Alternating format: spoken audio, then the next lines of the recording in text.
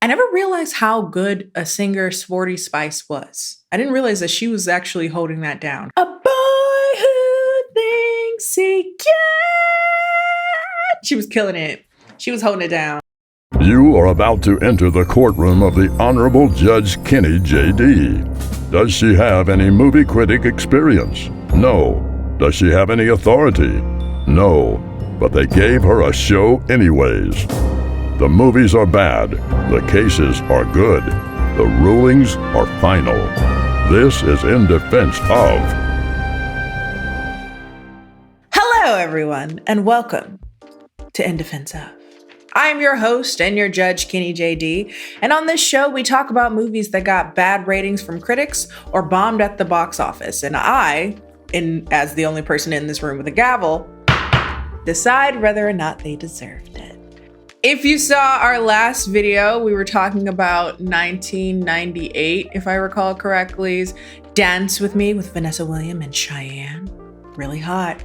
That's the video. If you want it summarized in two words, really hot. That movie was a big pinnacle of my childhood. And somehow along the way, I was reminded of this other one.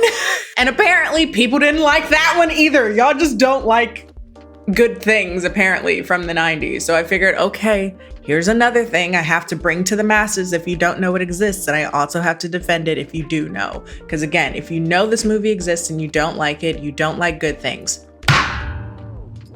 That was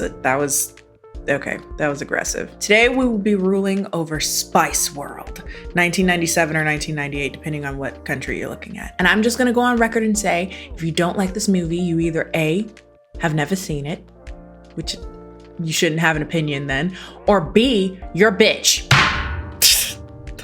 That was aggressive. Spoiler, I have very strong opinions about this movie, so take that. But before I get to ranting, make sure to subscribe to the More Butter channel here on YouTube. It's great and helps grow our community. Also follow us on Spotify or anywhere else that you listen to podcasts. Give us a 5-star rating. Again, it's really great to grow this here family of people that are very opinionated and have a lot of opinions about opinionated things. Words. Spice World 1997 is a British musical comedy. I guess you could call it a musical. Basically, it's just a movie where we watch the Spice Girls, the girl group, the pop girl group from the 90s, live out wild and weird shenanigans while they play their music in the background. And I love it. It's written by Kim Fuller. The movie is basically just a bunch of random sewn together events in which we all follow the mega superstars as they're on tour. They each play themselves in some kooky, caricaturized, cartoonized way, which all culminates into a final concert where we all listen to Spice Up Your Life as a bunch of adoring fans scream in the audience. And it's a fun time. It's a great movie. I love it. Now, what I just said is actually a comedically simplistic explanation of the movie because this movie is chaos. It is a 90s fever dream that I forgot I had, and I'm really happy that I was able to bring it to the masses if no one's ever heard of it, because I really hope you guys start watching it because it's amazing. And I shan't let people speak ill of it.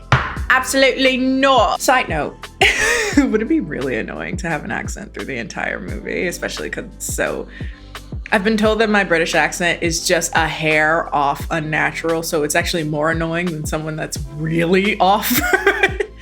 But you know what? Would that be annoying? Would that be annoying? The film premiered in the United Kingdom on December 15th, 1997, ahead of its wide theatrical release on the British holiday Boxing Day, December 26th. In North America, it was released on January 23rd, 1998 by Columbia Pictures.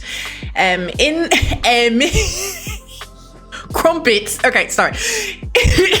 In the United States, Spice World became a box office success, and it broke many a record for the highest ever weekend debut for Super Bowl weekend with the box office sale of $10.5 million.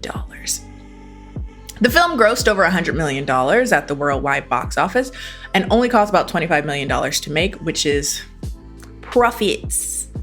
Spice up your life. If we want to compare it to the last film we talked about, it made sizably more money than Dance With Me, and came out in the same general time period. However, the critical response and the critical reception, I feel, as a very opinionated person, was incredibly anti-gay and anti-woman. I said it. It's giving Catwoman. I've also done a video on my channel defending Catwoman, because that's kind of me defending movies that people thought were bad was how we got the idea for this podcast. But I defend that. I will defend 2004 Halle Berry Catwoman, and to my last dying breath. That movie is amazing. It is camp. And if you don't like it, you're racist, you don't like gay people, you don't like women. And this movie has a similar flavor. If you don't like this movie, just say you don't like women. Just say you don't like the LGBT community, okay? Because this movie is amazing. It is a fever dream. It is chaos, and I love it. So despite being a box office success, the film received primarily negative reviews. It got 36%. Wow, okay. It got 36% on the tomato meter, 45% from audience scores. Bitches. They they asked a bunch of bitches whether or not this was a good movie. Watch, you asked a bunch of men like you did for Jennifer's Body or for Catwoman. It's like, is this a good movie? Why are you asking straight men for their opinion on things that are camp? I am so upset. Anyway, okay. So some reviews kind of basically said the movie is incoherent. The movie doesn't make any sense. The movie is... Shut up. Quote, Spice World's lack of a cohesive plot will likely lose most viewers. Disagree. But for fans of the titular girl group, there's more than enough fun to be had in their wacky, albeit superficial, whirlwind of an adventure. Sure. I was a big Spice Girls fan, as a side note, so maybe that's why I initially liked it as a kid. But as an adult, I don't... Like, there's some nostalgia there, like, but I just like it because this movie is chaos. This needs no clarification. Boo. What do you want? Why do you want it to make sense? It's 90s chaos and perfection, and unabashedly and unapologetically feminine. I love this movie, if you couldn't tell. I have very strong feelings. Now, I'm gonna get into a plot, which seems kind of strange to do because, again, this movie is a bit of like a weird patchwork of events happening. It's just, the whole movie is just like, we have the Spice Girls who are like mega stars of the time period. Let's just throw them in a bunch of random and kooky events and see what happens and see what comedy gold we can get from that. And honestly, it got a lot of it. This movie is legitimately so funny, way funnier than Bruce Almighty. That was another episode we did for In Defense Of, or Evan Almighty. Both of the Almighty's just trash. This movie is legitimately so funny, and though part of me really wants to just tell you like some of the jokes, it's like I'm not going to tell it in a way that's as funny as what's going to happen. So if anything, my job is just to tell you to please watch this movie somehow if you can. I mean, it's an old movie. I had it on VHS. I don't even know if they sell it on like Amazon, but you know, look around on the internet. I'm sure you'll find it. It's a masterpiece. And also see if you can find it unedited, because there's certain parts that if they edit it out, it just takes the funny and the shock factor completely out. This movie is wonderful. It's a chaotic clusterfuck. And if you're into chaotic clusterfucks, you'll love this movie. So that's all I'm gonna say. Let's begin. The film follows the Spice Girls, obviously, at the height of their stardom on tour. Along the way, we follow whatever shenanigans they get up to. And I mean shenanigans, complete chaos. Again, I cannot stress that enough. This movie is a fever dream. Again, okay. Everyone wants a piece of the Spice Girls. That's tabloids, movie directors, documentarians, music executives, a baby that couldn't wait to be born, fans, aliens, you name it. Everyone wants a piece of the Spice Girls, okay? Overworked and in dire need of a vacation and some freedom and fun, the Spice Girls become dissatisfied with the burdens of fame and fortune and have to discover joy of performing in order to not disappear from the limelight. Meanwhile, sinister tabloid owner Kevin McMaxford, who looks suspiciously like Trump, is trying to ruin the girls' reputation in order to sell more papers. Amid this, the girls must prepare for their live concert at the Royal Albert Royal Albert Hall in 3 days. The biggest performance of their career. However, eventually, the constant rehearsals, traveling, public appearances, and other burdens of celebrity affect the girls on a personal level, preventing them from spending much time with their best friend Nicola, who is due to give birth soon and is alone and in need of their assistance. The girls come together through all the odds and put on an amazing show and continue to thrive using nothing but talent and girl power, baby. Why, hello there. Popping in to let you know that today's episode is brought to you by our friends over at Jarritos Soda, who is quite possibly my favorite soda to ever come in a glass bottle. Jarritos Soda comes in 12 flavors, so you're sure to find one that you like. The flavors are Mexican Cola, grapefruit, tamarind, strawberry, mandarin, lime, guava, pineapple, one of my favorites, mango, another one of my favorites, watermelon, passion fruit, fruit punch, and Jamaica, not to be confused with Jamaica. They're made with real sugar, all natural flavors, and are made with no HFCs. As of right now, my favorite flavors keep changing. At first, I was always like a fruit punch, strawberry girl. Now I'm leaning towards mango or pineapple. So if you would like to try every flavor, you can check it out by going to the link in the description box so you can get your personal Jarritos Fiesta Pack at Walmart. Big thanks again to Jarritos Soda for sponsoring today's video. Okay, now in order to keep things concise as much as you can for, again, this movie is a clusterfuck, I've decided to not do any linear storyline because there isn't one. Again, chaos. And I've elected to just give unspecified, uncontextualized events that take place during this movie. And if that at all sounds like fun to you, I highly recommend it. 1. Muscular man butt in the background of their Italian show. I'm not gonna explain to you why it's there. What I am gonna do is have a side story about how this is how I realized that I really like man ass.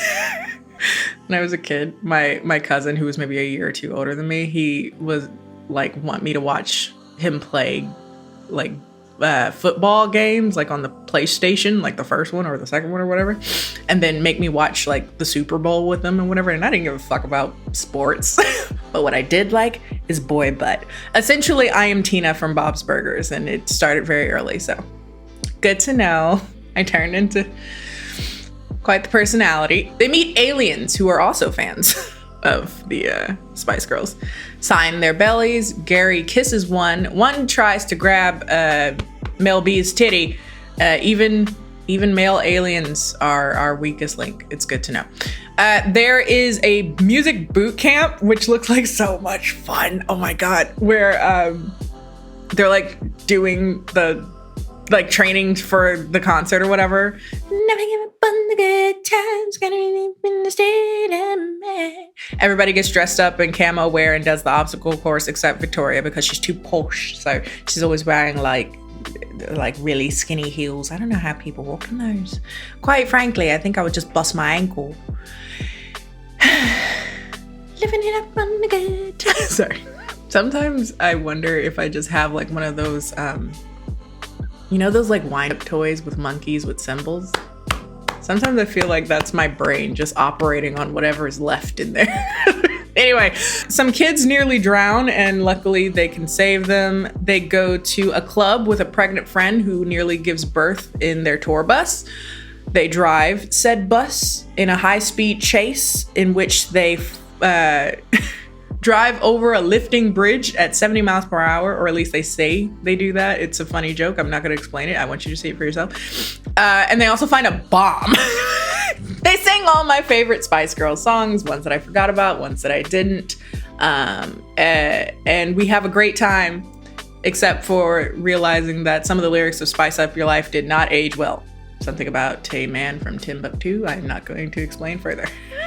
Okay, so here's my defense, whatever my defense matters. I love this movie.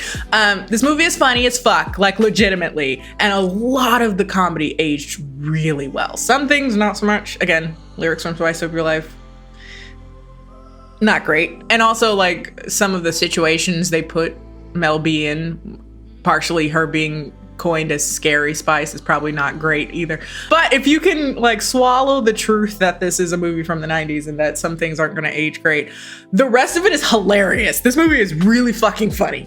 I laughed so many times more than I expect it to laugh because it's a comedy from the 90s, and most things from the 90s rely heavily on punching down.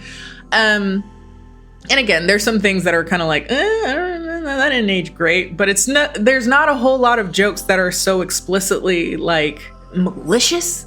You know, I feel like the early 2000s, the late 90s, there was a lot of this pushback on PC culture, so quote unquote. And so there was a lot of this like outrageous comedy that was just really mean-spirited. Any like off-color thing in this movie isn't mean-spirited, it just didn't age well. But this movie is just so funny. I cannot explain how many situations where I live, and it's corny funny. It's like, it's a PG movie, which we could argue about. It's the 90s. They let a lot of things go that I'm kind of like, but the booty cheeks, I don't think immediately should have taken it off of PG. But largely the comedy has gotten better with age, and it's just fun and unapologetic and lighthearted. It's just a good time. And very rarely, again, do I come back to a comedy film and I don't feel like this kind of pit in my stomach, like, ooh. Like every joke. Like again, there were moments, but I was just like, that's just more of a one, nah. But it's nothing that completely taints the experience of watching the movie. And sometimes when I come back to films from this era or early 2000s, it's like insufferable. Like I can't even watch it anymore. And also, I cannot ignore that a big part of why I really love this movie is the unapologetic, unabashedly feminine campiness. And I feel like if you don't like it for that, you feel like women can't have fun being unabashedly feminine, or you just don't like unabashedly feminine things. Either way, boo, you suck. Let people like pretty things. Also, from like an acting perspective, everyone did a great job. Like every Spice Girl looked very natural. No one looked really out of place, and like they all looked very comfortable on stage, and they all had incredible comedic timing. Especially Victoria. Victoria was fucking hilarious. I really wish there had been more like comedy movies with them. I think it would have been a great time. You know, it didn't feel like, oh, here's singers doing a movie, even though they're playing themselves, I guess, to some degree. You know, there's a little less imagination, but there is a script, you know, they're still acting, but they all look very comfortable on screen. And also, just damn it, the movie's pretty. The fashion, again, unrelentingly feminine. To be honest with you, this movie feels like a real life Bratz before Bratz came out. I definitely feel like when the Bratz came out, they were like, ooh, we're gonna make dolls that look like the Spice Girls. Cause like looking at Baby Spice's shoes and Mel B's Bantu knots and cargo pants. I really want cargo pants now.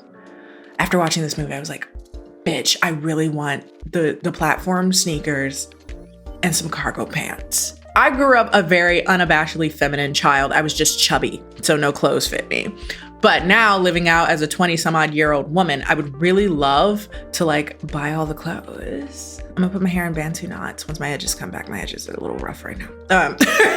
Like I want everything. I want everything that they were wearing. I'm asking for everything, all that joy can bring. This I swear, give me everything. Final verdict. This movie is innocent. Fuck you. I'm not gonna sit here and defend myself. I'm not gonna sit here and defend myself against people who hate femininity and obviously hate women. I feel like this movie is, if it's not already like a gay icon waiting to happen, I'm happy to, you know, to remind the LGBT community that this exists, because I think y'all will love it. And then for me as a straight woman, I like the pretty things, damn it. And I like the boy butt, and I like the chaos. Shit is fun. If you are like around my age or maybe a little older, it's also incredibly nostalgic because it's all the songs that I forgot I like so much. I never realized how good a singer Sporty Spice was. I didn't realize that she was actually holding that down, because admittedly the rest of them weren't great. A boy who thinks secret. She was killing it. She was holding it down. But yes, this movie is delicious camp. It's chaos. You don't know where things are going, and that's what I love about it. So even if you don't have nostalgia, watch it anyway. It's funny. Just think of like any large girl group coming together to make a movie that made no sense. It just sounds like a fun time, honestly. So that's my ruling on it. If you don't like this movie, you don't like women. So anyway, that's going to be a quick video because I have nothing else to say. I don't need to say anything to defend myself or to defend this movie. This movie is amazing. So if you have any questions or opinions about it, you can say them. I don't care. So if you would like to leave a comment, you can put that down in the comment section. Obviously. If you'd like to leave a comment, say something in the comment section. Do you agree? Have you seen this movie? Did you like this movie? Again, I don't know if this movie is also like another fever dream of mine that other people don't share in, but I'd love to know. Subscribe to us here on the More Butter channel. Love to see you. Love to see you here regularly because we have a great time. I'm here every Thursday. And again, though my rulings are final, you do have a place where you can speak your opinions down in the jury section or the comment section. It's cute. Maybe I should start calling it now. The jury pew? Is that what they call it? That's church. Jury box? The comment section. Like, you know where to say some stuff. Or engage with us on social media. We're everywhere. More butter. I'm KennieJD. You can find me on my channel, KennieJD. You can find me on YouTube, Instagram, Twitter. They're all KennieJD. And I'll see you guys next time. Bye. I'm giving you everything. All that I can bring. That's I swear. All that I want from you. In the promise you. I'm trying to sing 5 people's parts at the same time. I'm struggling. Okay.